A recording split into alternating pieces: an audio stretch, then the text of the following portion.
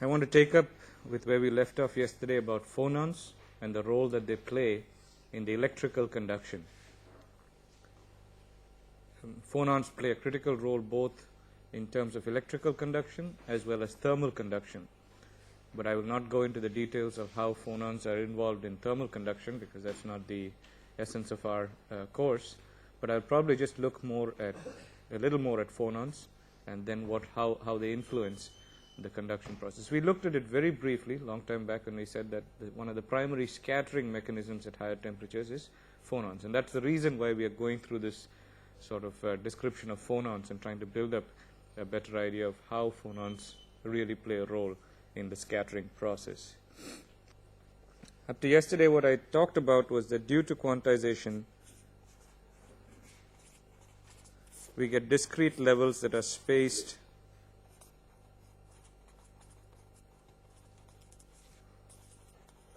h bar omega apart, right? That's what we had seen, that it's not a continuum, but they're spaced h bar omega apart. We also saw 0-point energy, which was the lowest vibrational state, which had an energy of half h bar omega. Now what we will see is that when we come to we had taken up a simple model yesterday of one atom sort of coupled to springs, and we were looking at this model's vibrational motion, the ball and spring model, for an isolated atom in obtaining the relationships that we did for phonon energy and spacing and so on.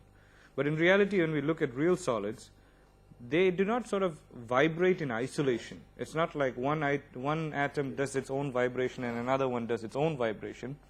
Because they are part of the same solid and these bonds extend right through the solid in a crystalline medium, there is a sort of cooperative or collective action of their vibration. So they behave as a whole rather than as isolated ball and springs. So if I've got n atoms, it's not like n of these would just behave whichever way they wanted, but they behave in some collective fashion. And as a result, the kind of wave motion that is generated is the transmission of energy, of vibrational energy, through this wave motion down through a solid. So in a real solid, we have cooperative or collective action. That's the key thing to remember as compared with the previous model.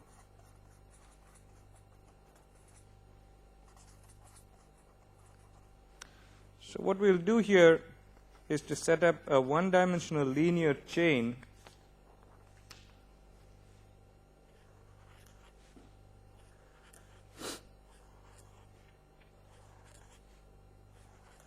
of n atoms, okay, which are coupled by springs as before, except, as I said, now they all behave as part of the solid. So there's a 1D linear chain, and there's n atoms in it. And the way we go about describing is the space between these two is A, and the distance position of the rth atom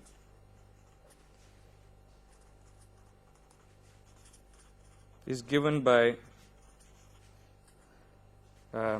xr is equal to r times A, where r goes from 0 to n. 0 to n minus 1, I'm sorry. Because you've got the 0th atom, first, second, so on.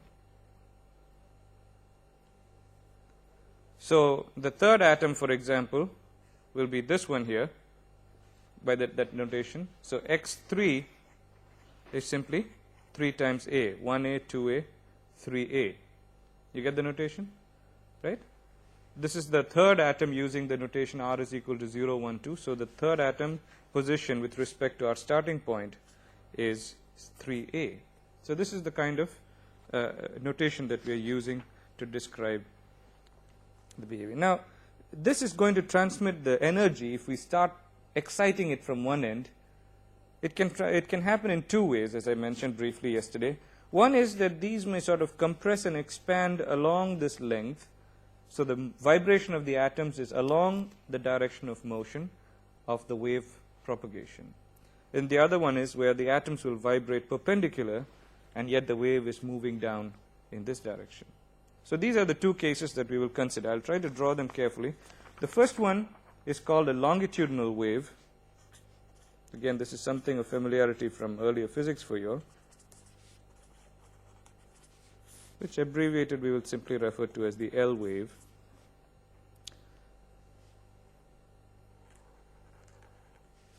And what we have here is atoms that are shifted slightly.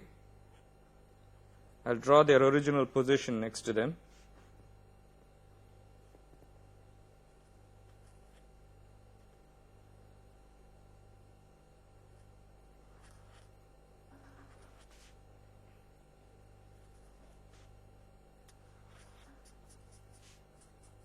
So the dotted line represents their original position.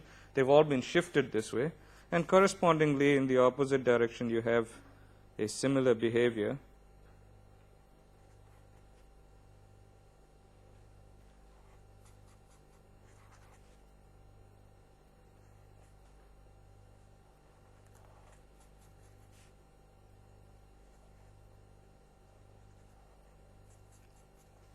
Okay? Compressing, expanding motion kind of that is there.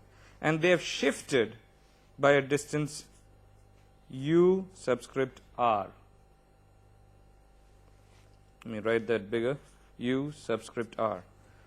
So the particular atom in the rth position shifts during this transmission of the wave by u subscript r. This is called the longitudinal wave. We'll take up the transverse wave also, where now the atoms are vibrating out of the plane.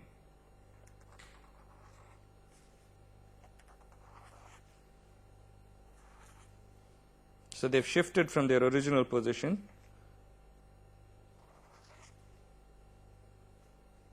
Not drawing them very accurately, but you'll get the point.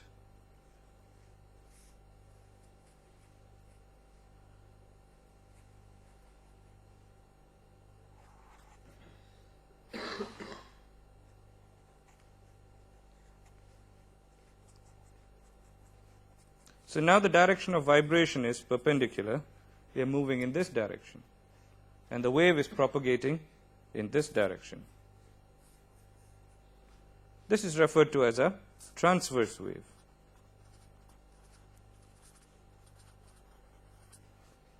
Or T wave. These positions are the original positions, and with respect to that, they just move up and down, up and down. And the analogy is sort of like when you look out on a real pond or something like that, and somebody is thrown the stone in to set up these waves that go through. A stick that is bobbing in the water usually just simply moves up and down in its own position while the wave goes through, if you'll notice that. So that's the same kind of idea. The atoms are actually vibrating perpendicular like this, but in that process they're moving in a coupled fashion in such a way that the wave is propagating through perpendicular to the direction of their motion. And in this case, the UR, or the displacement that we are talking about, is in the perpendicular direction. Okay? So these are the two kinds of waves, the T wave and the L wave, that we will look at. For the L wave, in fact, for most of these waves, we can describe wave motion by equations. We'll focus for the second on the L wave. We are going to represent this displacement UR in terms of time dependence and spatial dependence.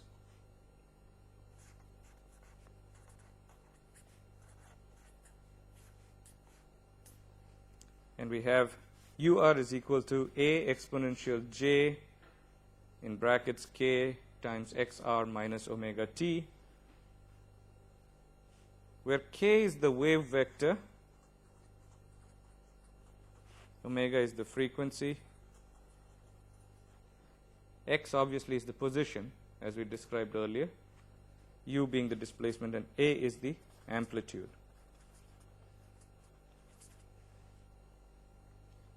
Okay? This is the equation for a traveling wave whose position and time for a given position in time, we can determine the displacement that is taking place. The kxr term here, this term here, is very similar to that of the phase term for a wave traveling in a continuous medium, except there is one difference, that because xr is discrete, we saw that it can't simply take on any values. Xr is the position of these, and therefore the phase is also, these are discrete terms. These can have only certain values. Unlike in where we have a continuous medium, here we have atoms sitting at certain distances, but if it's all continuous, then xr could have, x could have any value, but here x can have only specific values, in this case separated by a, and therefore these are multiples of a that we have in the phase term. This kind of a wave that is propagating through the lattice with these discrete values is known as a lattice wave. So it's a traveling energy wave through the lattice, and it's called a lattice wave. Excuse me. Now in the x direction, we are looking at a one-directional thing. We define the x direction along the chain. We have lambda, which is the wavelength.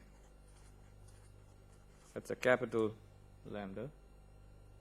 Okay? And that is defined in terms of the wave vector as 2 pi by k. So we have a relationship that links the wave vector term that we used in the previous equation and the wavelength of the wave. xr itself is a function of time.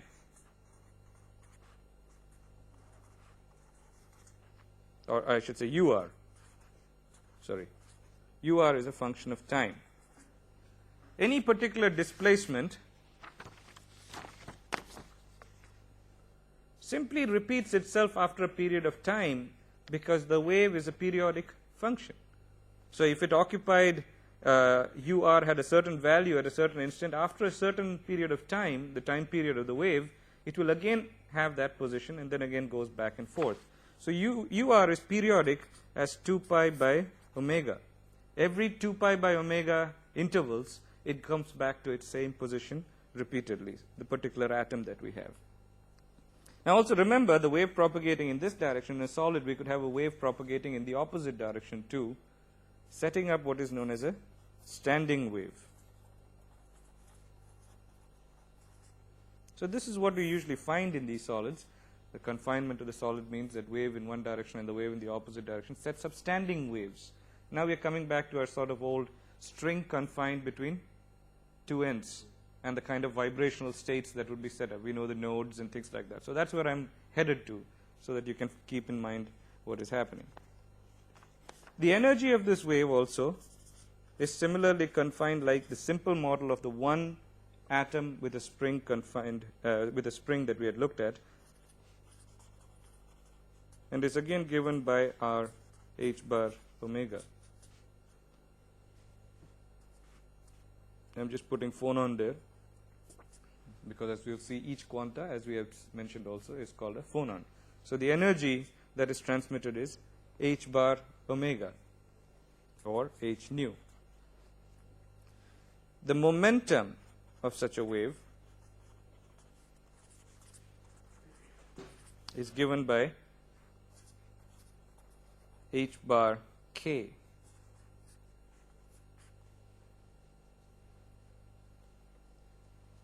Okay. Now, given that these are the two relationships, I will leave it as an exercise for you to think about. If you can't, then we can get back. The question that arose the other day, how come phonons have got low energy but high momentum? Okay. We will see that k can have only a certain maximum value, k max. Very shortly we will come to that. And I'll give you some typical value for that, say something like 10 to the power 13. Okay, I think it's about 10 to the power 13. We'll see in a second. Given that, try to work out for both the energy and the phonon, I mean the momentum. what will be the momentum and energy of a typical phonon, the maximum values that it might have. We can look to that. And then compare it with the energy and the momentum of, say, a photon in the visible spectrum, and compare it with the energy and momentum of an electron. Okay?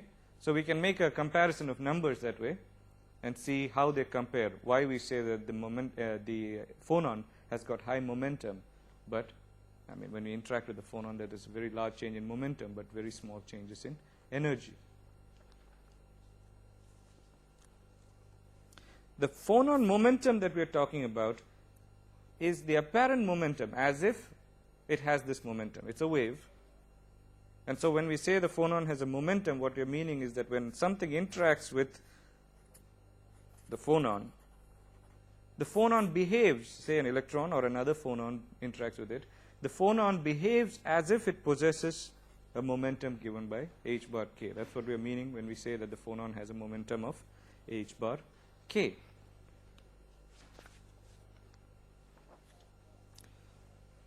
Now, what I'm interested in is I've got omega here and I got k, and these two are related to each other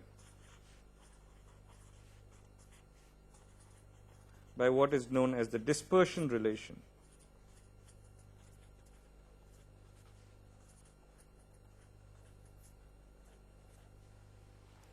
So you can write omega is equal to twice beta by m raised to the power half.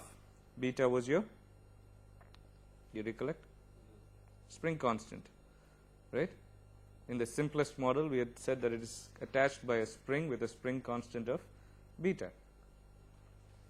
M is the mass of the oscillator, and then the modulus of the sine half Ka. So omega is related to K through this relation that is known as the dispersion relationship. We can plot this, omega versus K, and what we will see is a relationship that goes something like this.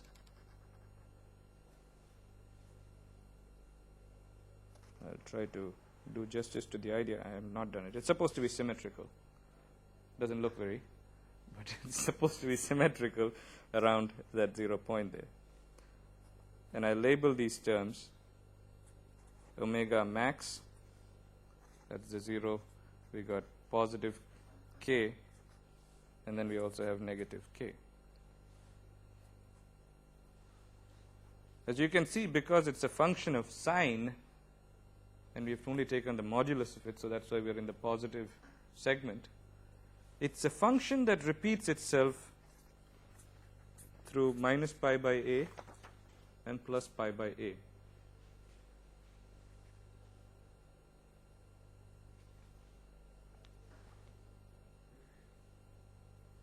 Okay? Now it's going to go back there and then begin the whole process again. This omega max that we just showed here, the maximum frequency, is called the cutoff frequency, lattice cutoff frequency.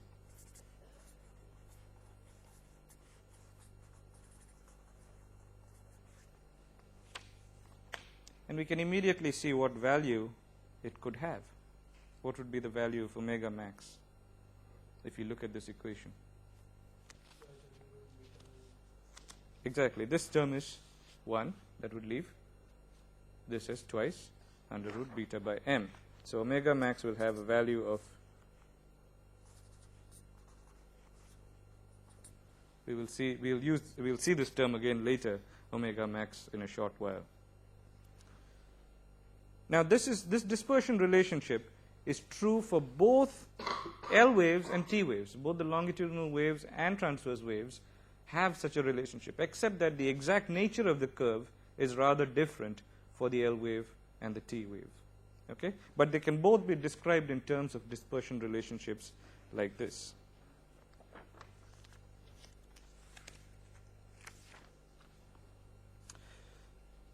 From this equation, we note that, first of all, omega is periodic with K.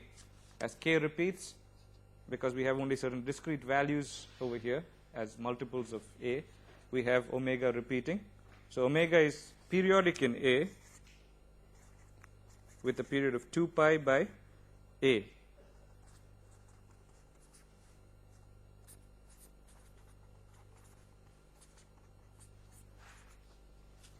As a is changing, as k is changing, we go on in multiples of it, then we'll have sine going on repeating for this term here, 2 pi by a, right? Okay. The other thing is that because I said that we are interested, we have a repetition here, pi by a minus pi by a. Every 2 pi by a, this whole thing simply repeats. If I want to understand this material, all I need to do is to understand this portion. So we will not be bothered about the regions beyond plus minus pi by a. Our understanding of the dispersion relationship can be restricted to minus pi by a to plus pi by a, that 2 pi by a region, and then the rest of it is simply a repetition of the same thing. There's one more term that I will introduce called group velocity.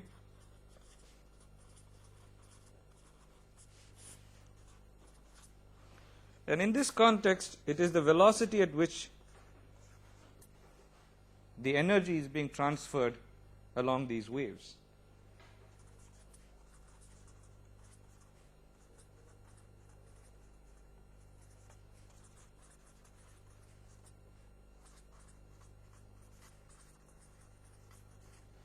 We are not talking of their individual atoms bobbing up and down or the velocity of the atom around its mean position. That's not what we're talking about, but of the transfer of energy along the wave. And Vg is simply proportional then to the slope of omega k curve.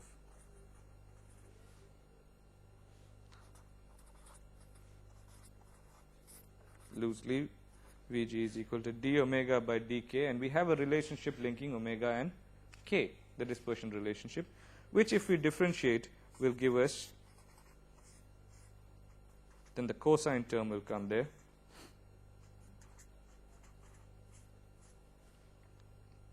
Simple differentiation of the previous equation for omega versus k, which can then be plotted as Vg versus k,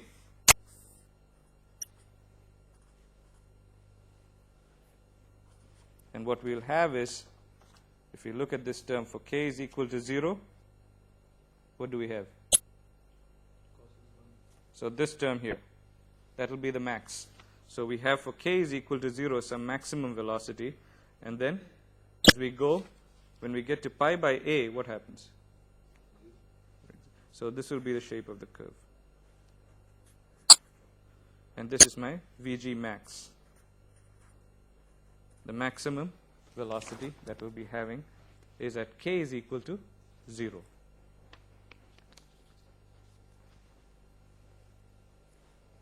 Also retaining the analogy of the stretched string between two ends, I mentioned that what we'll see is that in the same fashion we have different modes of vibration that can be set up, and only certain modes are allowed by the fact that this length is confined at the two ends, and so both these ends are what? Nodes or antinodes? Nodes. So we are constrained by the fact that both the ends of the standing wave are nodes, and according to that only certain types of vibrations are allowed in this. We know in this case that L is equal to n times A. For my linear chain, there are n atoms, roughly n and n minus 1 approximately the same given that they are that big. So this length is roughly n times A. And for the condition that we have to set up here, that there will always be nodes, it means that only integral number of half wavelengths will be there. Whatever be the wavelength,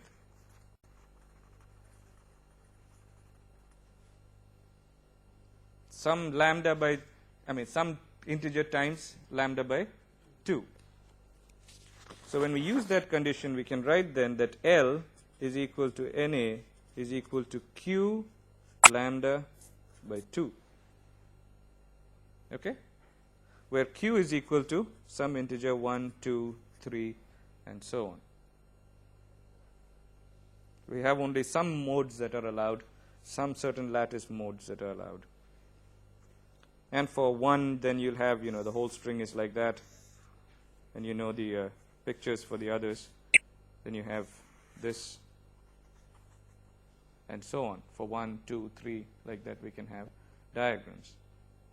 Now looking here, I know that lambda is equal to 2 pi by k.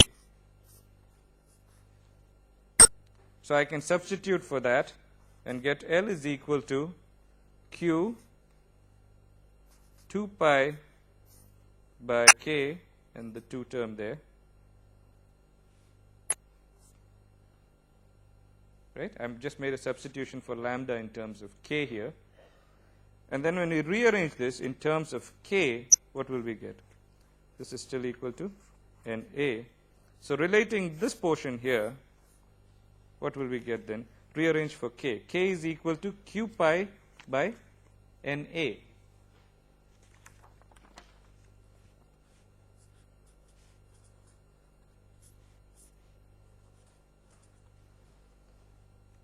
For each value of q, what we'll call kq, it is one of the allowed lattice modes that we have. So not all values of k are possible is what this tells us.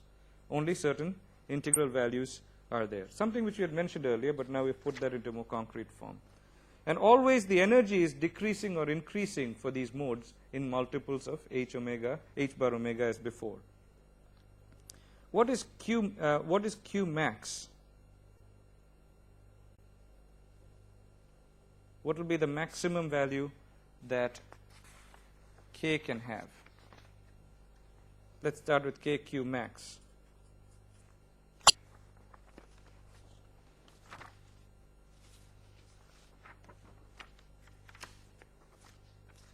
There's my figure here.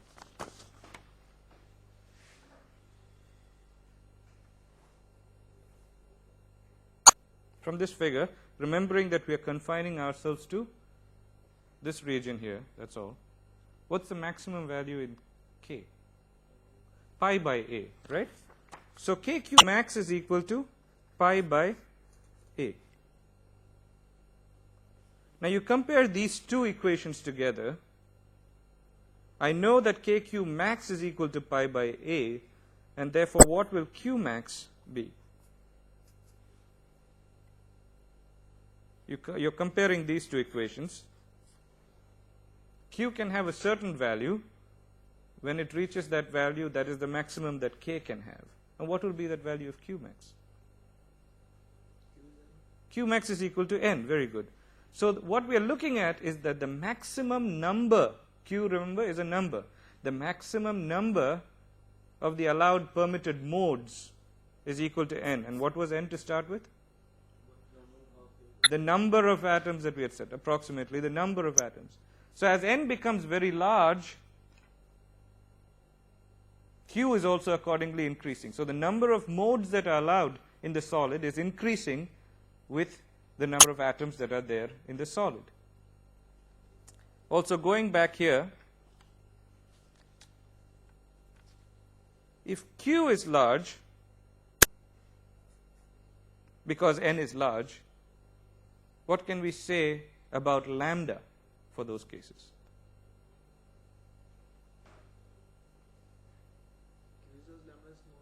Right? Because this length is fixed. L is equal to q lambda by 2. It's for a fixed dimension of the solid that we're talking about. In this case, the linear L is equal to NA. So if n is very large, q is large, that means lambda has to be small. So what we have here is that as n increases, q increases, but lambda decreases.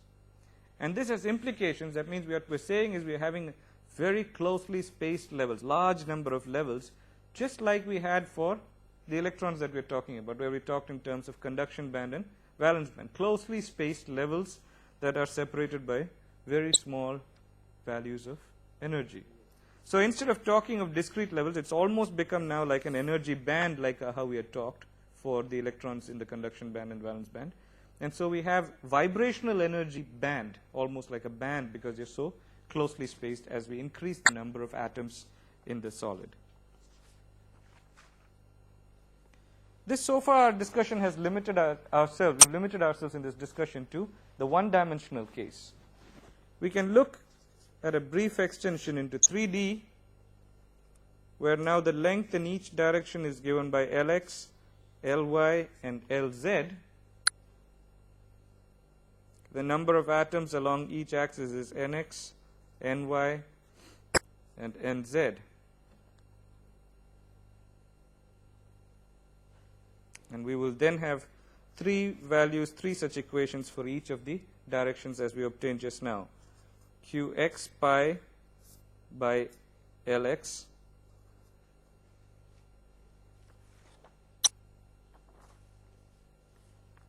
right. K is equal to Q pi by Na or Q pi by L. It's the same thing. So Kx is equal to Qx pi by Lx. Ky is equal to Qy pi by Ly, and Kz is equal to Qz pi by Lz. So this is where we have the extension into 3D. The total number of modes then that are permitted becomes N is equal to simply the product of Nx, Ny, and Nz. I'm allowed n modes in the x, in the n, in the y, and n in the z. And when we multiply that, n is simply what? The total number of atoms.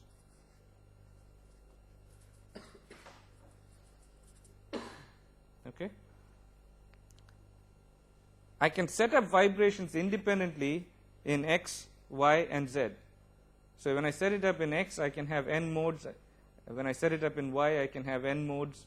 When I set it up in z independently, I can have n modes. So because they can be set up independently, the actual number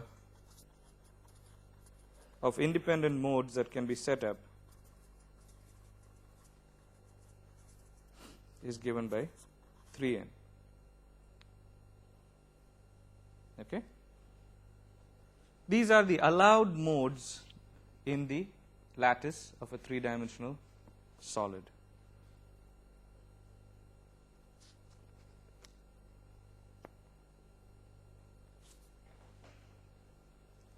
Now I want to introduce another term, Debye frequency. And we will see another related to that, Debye temperature. The Debye frequency is actually nothing but that omega max that we had. You remember? We said that is the lattice cutoff frequency. That is what is referred to as Debye frequency.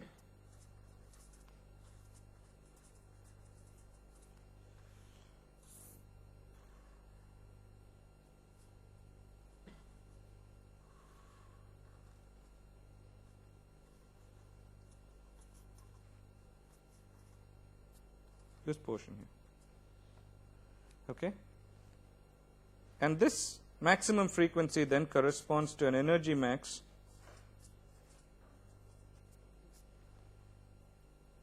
because energy is related to that frequency.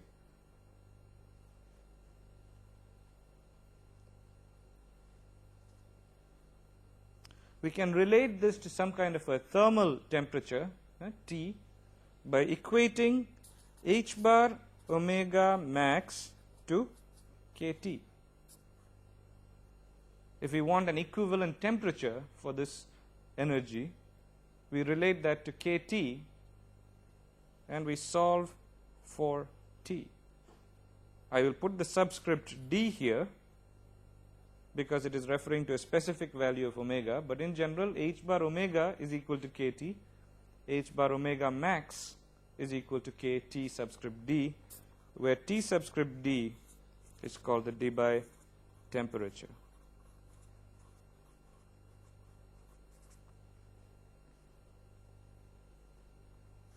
And so we have now T subscript D rearranging that, is equal to h bar omega max by k.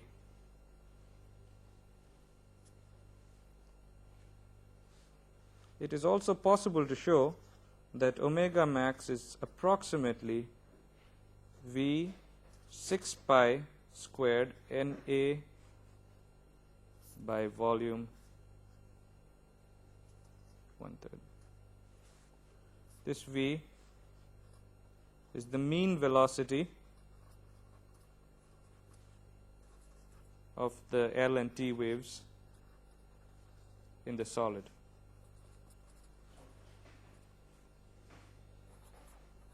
Na is the Avogadro number.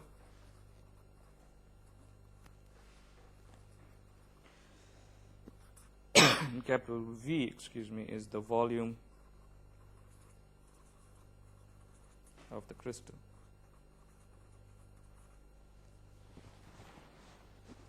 Okay, so TD can be calculated for different materials, and the question may be raised: what is the significance of this TD? Why are we wasting our time with it?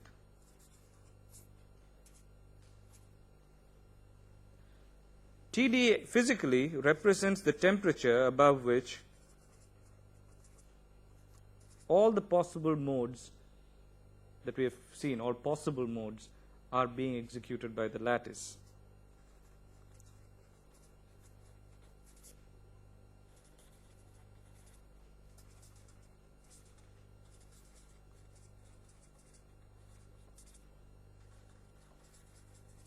Each mode is simply a vibrational frequency.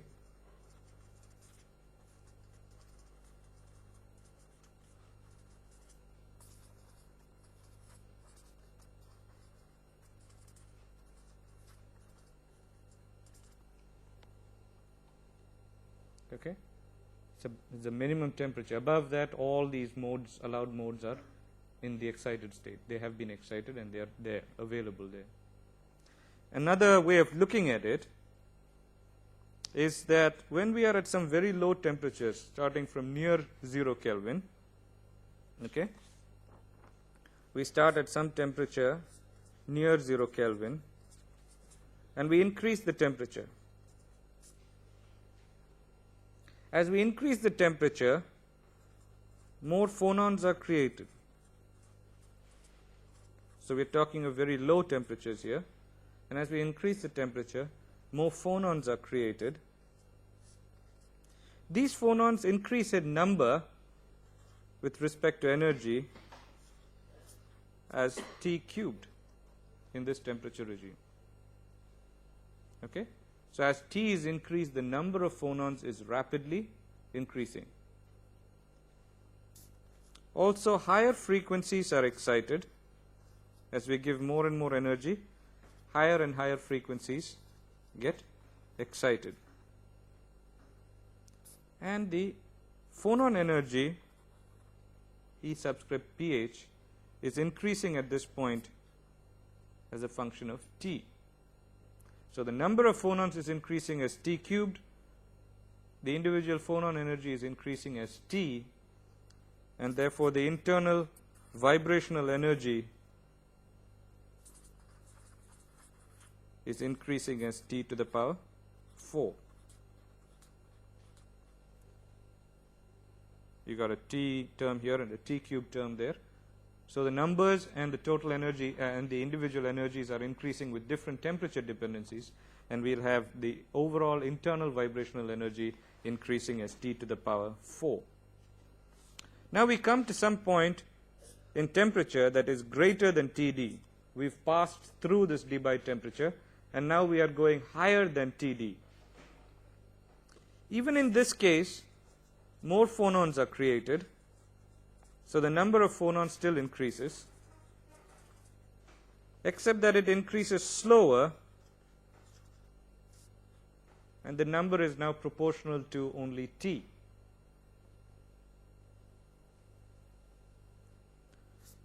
But as I pointed out in the definition of Debye temperature, we have excited by the Debye temperature all the possible modes. So by going to a temperature higher than the Debye temperature, I am not exciting anything further, right? So what we have is no higher frequencies excited here.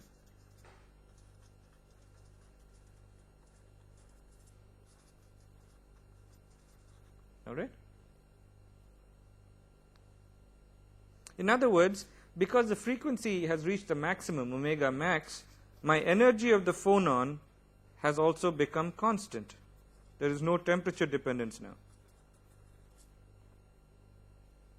It's reached its maximum value of h bar omega max. It won't go beyond that.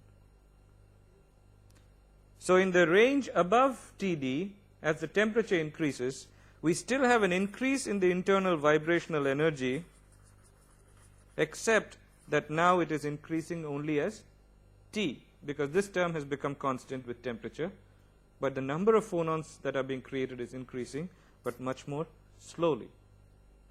So below Td, the internal vibrational energy is increasing as T to the power 4 very rapidly. Above Td, the internal energy is still increasing, but only as T.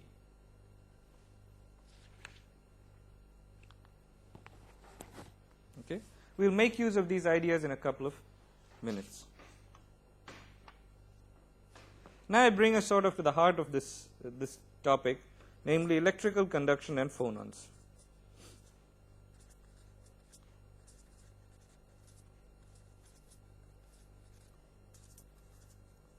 I told you the whole discussion on phonons was aimed to bring us here. And again, when we restrict ourselves to metals for the time being, we have seen that at extremely low temperatures,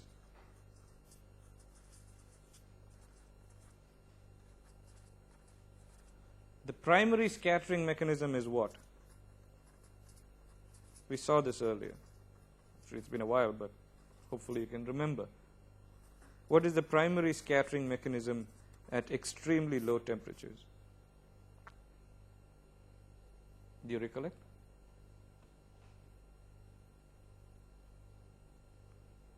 I'll give you a hint. The curve looked like this when we plotted what? Resistivity versus. So I'm talking of the extremely low temperatures. What was that related to? Residual resistivity? Yes. Impurity scattering. Very good.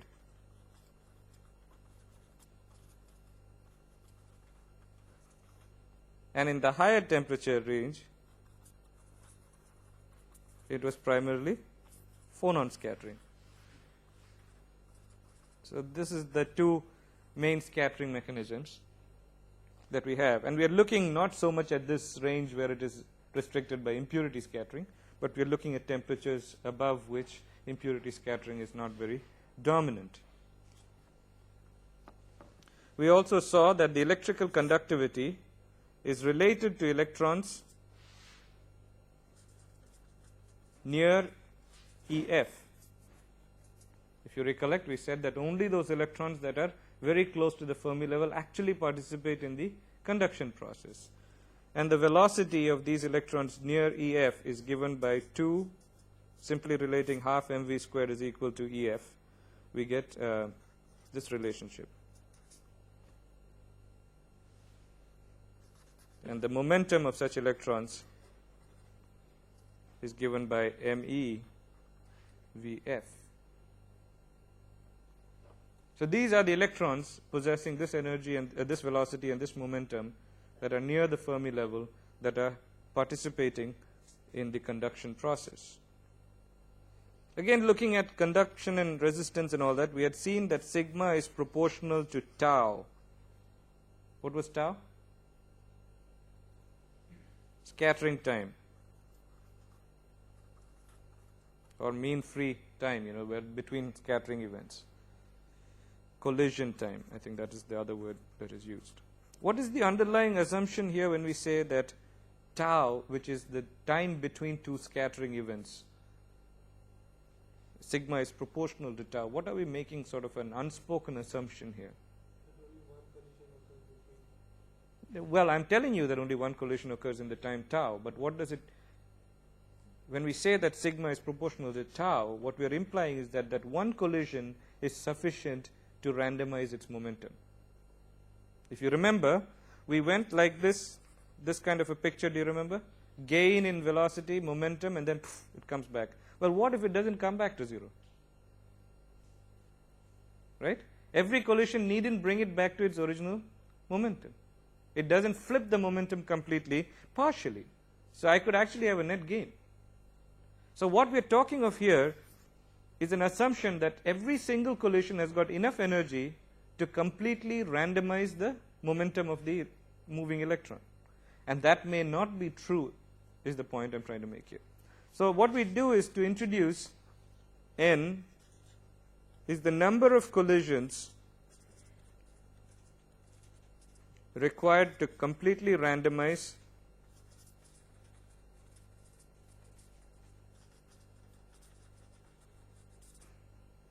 the momentum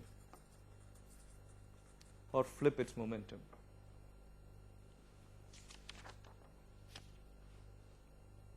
I'm running out of time, so I'll try to be brief here. So effectively, we have a scattering time where now it is proportional to n tau. It is not simply tau. There are n collisions that are required to randomize it, and therefore sigma becomes proportional to n tau, which is my effective scattering time. Two quick cases.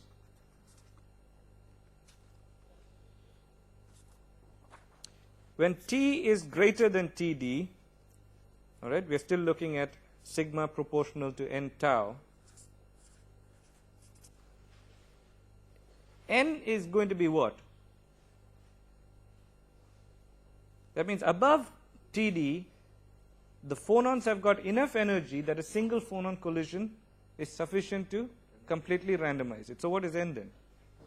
N becomes equal to 1 because each collision can completely randomize the momentum. So we end up that in this range, sigma is simply proportional to tau. And we earlier saw that tau is inversely proportional to the number of scattering centers.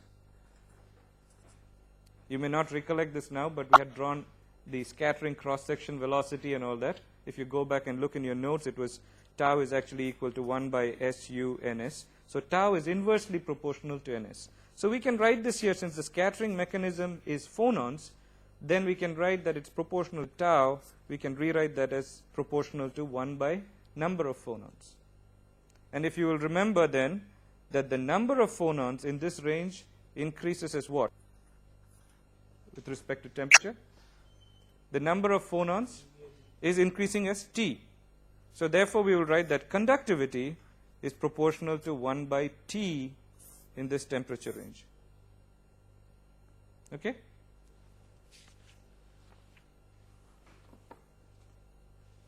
Now we go to T less than Td. Again we've got sigma proportional to n tau, which as I've just mentioned can also be written as n by n phonon, because tau is proportional to 1 by the number of phonons. In this temperature range, I know that the number of phonons increases as T to the power 3. What I need to know is, in this temperature range, how does n increase? Now these phonons in this temperature range have got low energy, small momentums, and basically we can show that n in this case will depend as 1 by t square. I'm not going into the details. Basically it's the number of momentums required to flip the momentum from MEVF, which I said was the momentum to start with for these Fermi things here, to minus MEVF. So to shift it by 2 MEVF, how many collisions are required is the question, and that turns out to be proportional to 1 by t square. So now when we combine these two ideas together, we get sigma proportional to 1 by t to the power 5. So for some temperature range, which is obviously above the impurity scattering regime, where we have the residual resistivity, we will expect a 1 by t to the power 5, or in terms of resistivity, it should have a t to the power 5. And in the other case, the resistivity should have a t dependence. I'll take you very briefly back to a figure that we had. I think I just mentioned in passing for copper that if you were to plot for copper on a log resistivity versus log temperature scale to enhance the figure, it will actually look something like this. And I simply left it in passing that there is some behavior. We had seen that rho is proportional to temperature in our simple derivation there, and we, instead of getting a curve that could be extended right down here, I had said that in copper particularly, I gave this example, there is some range where actually it follows some other temperature dependence. This is my residual resistivity, but right here is that T to the power 5 range. And so we have had to introduce the quantum mechanical ideas to explain this T to the power 5 dependence. So we have a sort of above the Debye temperature, it is now following the rho is proportional to T, but below the Debye temperature up to the point where it is limited by resistive impurity scattering, it is going to follow T to the power 5 range. So we've sort of brought these ideas of conduction in metals to a completion by explaining almost everything that we started out to explain. Now what we'll go into is semiconductors, their behavior, intrinsic, extrinsic, and so on, some devices, and then maybe some dielectric materials. Okay, so this sort of covers most of what I wanted to do by way of a theoretical background, laying foundations for other things that we will look at.